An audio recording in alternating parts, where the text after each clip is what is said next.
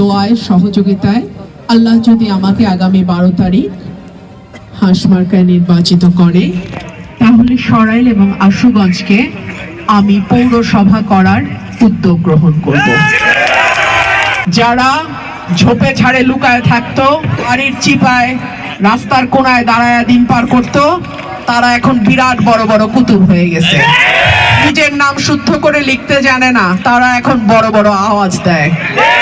ভোটারদের ভয় দেখাবেন না, সতর্ক করছে, এত গরম দেখায়েন না। কেউ জোর করে ঝগড়া করতে এলে ছাড় দেওয়া হবে না। আওয়ামী লীগের আমলে খাটের তলা থেকে আপনাদের বউ আপনাদের খুঁজে বের করত। 3 বেলা যে বের হয়ে ভাত খাবেন ওই সাহসও ছিল না। এখনো কিন্তু আপনাদের পেয়ারে পার্টি ক্ষমতায় আসে নাই। এভাবেই প্রতিপক্ষকে কড়া ভাষায় হুঁশিয়ারি দিয়েছেন বিএনপির সদ্য বহিষ্কৃত নেত্রী ও স্বতন্ত্র প্রার্থী ব্যারিস্টার রুমিন ফারহানা। ব্রাহ্মণবাড়িয়ার 6টি আসনের মধ্যে সবচেয়ে বেশি আলোচনায় সরাইল আশুগঞ্জ নিয়ে ব্রাহ্মণবাড়িয়া 2 সংসদীয় আসন।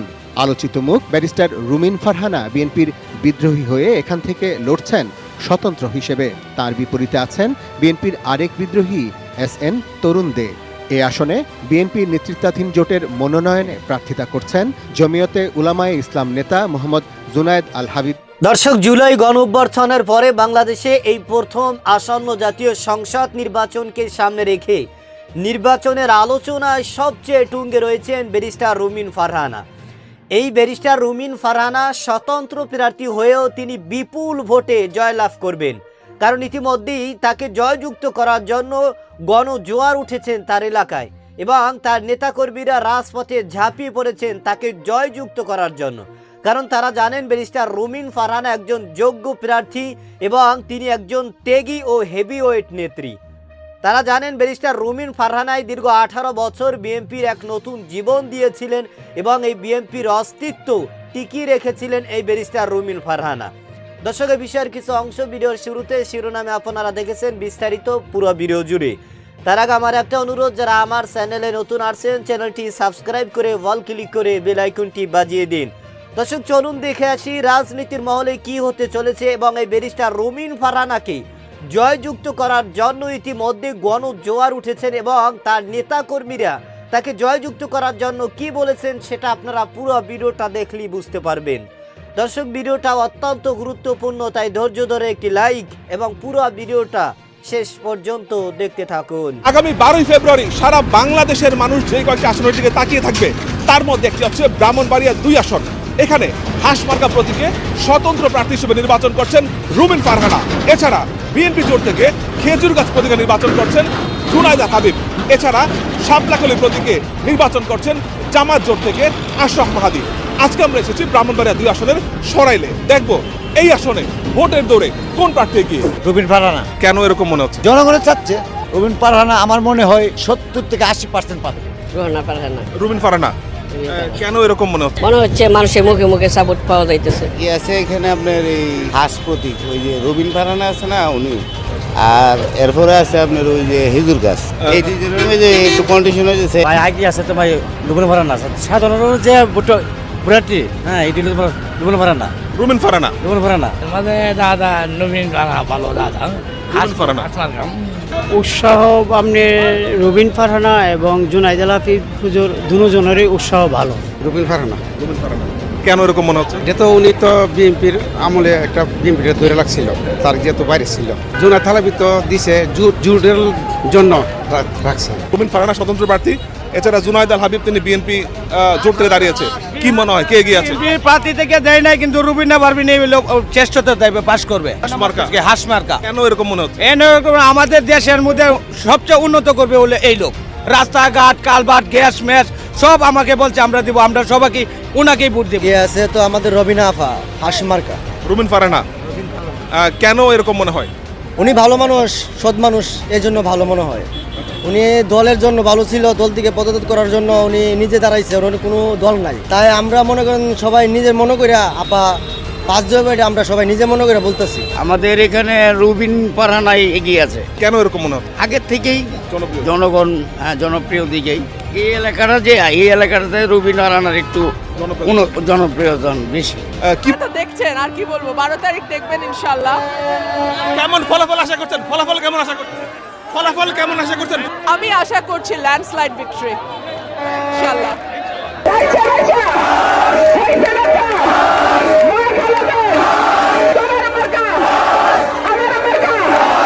আজকে আপনারা সরাইলে ইতিহাস তৈরি করেছেন। আজকে এই মিছিল কত লম্বা হয়েছে আমি জানি না, আমার মনে হয় না সরাইলের ইতিহাসে এমন মিছিল হয়েছে।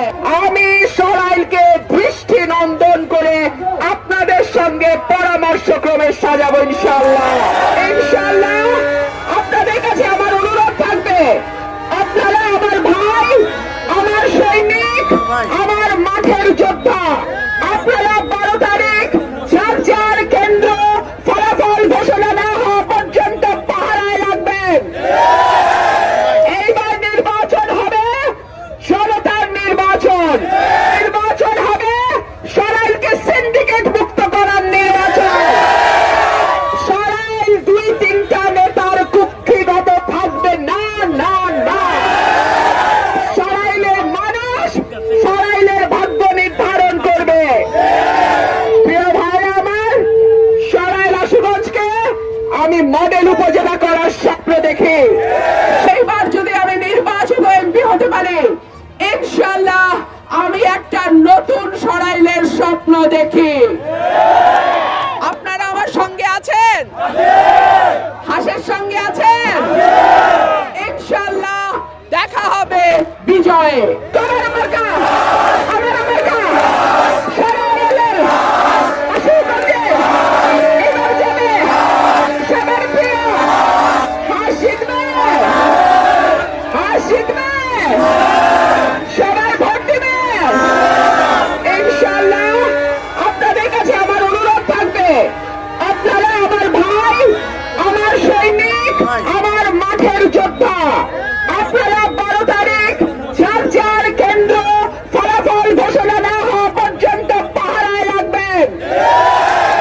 এইবার নির্বাচন হবে জনতার নির্বাচন। দর্শক, আপনারা জানেন বাংলাদেশে আসন্ন জাতীয় সংসদ নির্বাচন একেবারেই কাছে, আর মাত্র কয়েকদিন সময় বাকি আছে। এই নির্বাচনের আলোচনায় বাংলাদেশের যত আসন রয়েছেন, যত জেলা রয়েছেন, সবচেয়ে বেশি আসন নিয়ে আলোচনা হয়েছে কিন্তু এই ব্যারিস্টার রুমিন ফারহানার আসন নিয়ে। কারণ এই ব্যারিস্টার রুমিন ফারহানা তিনি একজন হেভিওয়েট এবং যোগ্য প্রার্থী, এবং তিনি দীর্ঘ বছর কিন্তু বিএনপির পক্ষ হয়ে মাঠে কাজ করেছেন, এবং বিএনপির দুর্দিনের কাণ্ডারি বলা হয় এই ব্যারিস্টার রুমিন ফারহানাকে। তিনি বিএনপির জন্য যেই পরিমাণ ত্যাগ এবং যেই পরিমাণ কষ্ট ও হামলা মামলার শিকার হয়েছেন, ব্যারিস্টার রুমিন ফারহানাকে কিন্তু বিএনপির পক্ষ থেকে যথাযথ সেই সম্মান এবং যথাযথ সেই মর্যাদা করা হয়নি। যে কারণেই ব্যারিস্টার রুমিন ফারহানা স্বতন্ত্র প্রার্থী হয়ে তিনি তার নেতাকর্মীদের এবং তার ভোটারদের প্রতিশ্রুতি রাখার জন্য, তাদের কথা রাখার জন্যই কিন্তু ব্যারিস্টার রুমিন ফারহানা নির্বাচনের মাঠে রয়েছেন। এবং বিএনপির কিছু শীর্ষ নেতাকর্মীরা তারা মনে করেছেন হয়তো ব্যারিস্টার রুমিন ফারহানাকে মনোনয়ন থেকে বঞ্চিত করলে এবং দল থেকে বহিষ্কার করলে তিনি নির্বাচন থেকে সরে দাঁড়াবেন এবং রাজনীতি থেকে সরে দাঁড়াবেন। কিন্তু ব্যারিস্টার রুমিন ফারহানা একজন অগ্নিকন্যা এবং তিনি একজন সাহসী এবং প্রতিভাবান একজন তিনি রাজনীতিবিদ।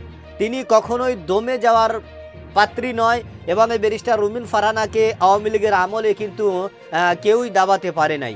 ব্যারিস্টার রুমিন ফারহানা তার হুঙ্কারে কিন্তু বিরোধী দলের সরকার পর্যন্ত কেঁপে উঠত। এই ব্যারিস্টার রুমিন ফারহানা তিনি স্বতন্ত্র হয়েও কিন্তু বিপুল ভোটে জয়লাভ করবেন। ইতিমধ্যে তার নেতাকর্মীরা কিন্তু তার পক্ষে গণজোয়ার উঠিয়েছেন, এবং তিনি যেখানেই যায় সেখানেই কিন্তু গণজোয়ারে পরিণত হয়। এবং আপনারা জানেন ব্যারিস্টার রুমিন ফারহানা ইতিমধ্যেই গণমাধ্যমে জানিয়েছেন যে তার নেতাকর্মীরা তাকে জয়যুক্ত করার জন্য মাঠে কাজ করছেন, এবং বিএনপির পক্ষ থেকে জোট প্রার্থী মাওলানা জুনায়েদ আল হাবিবকে যেখানে দেওয়া হয়েছে সেখানে কিন্তু তার পক্ষে মানুষ খুবই কম কাজ করতেছে, এবং সেখানকার অর্থাৎ ব্যারিস্টার রুমিন ফারহানার আসনের যত নেতাকর্মীরা এবং ভোটাররা রয়েছেন তাদের সকলেরই দাবি এবং তাদের সকলেরই একটাই কথা যে আমাদের দুর্দিনের সময়, আমাদের বিপদের সময় আমাদের পাশে ছিলেন এই ব্যারিস্টার রুমিন ফারহানা। এবং এই ব্যারিস্টার রুমিন ফারহানাই তিনি এদেশের এবং এদেশের মানুষের জন্য দীর্ঘ বছর কষ্ট করেছেন। সুতরাং বিএনপি দল যে তাকে মনোনয়ন থেকে বঞ্চিত করেছেন এবং তাকে যে দল থেকে বহিষ্কার করে দিয়েছেন, এটা কোনোভাবেই আমরা মেনে নিতে পারিনি এবং এটা করা উচিত হয়নি। যে কারণে আমরা সকলেই ব্যারিস্টার রুমিন ফারহানার পক্ষে এবং তিনি একজন যোগ্য প্রার্থী এবং আমরা তাকেই ভোট দিয়ে জয়যুক্ত করব। দর্শকের ব্যাপারে আপনার কোনো মতামত থাকলে সেটা আমাদের কমেন্ট সেকশন অবশ্যই জানাবেন। আজ এই পর্যন্তই। সুস্থ থাকবেন, ভালো থাকবেন। দেখা হবে আগামী কোনো ভিডিওতে, কথা হবে নতুন কোনো বিষয় নিয়ে। সে পর্যন্ত ভালো থাকবেন। খোদা হাফেজ।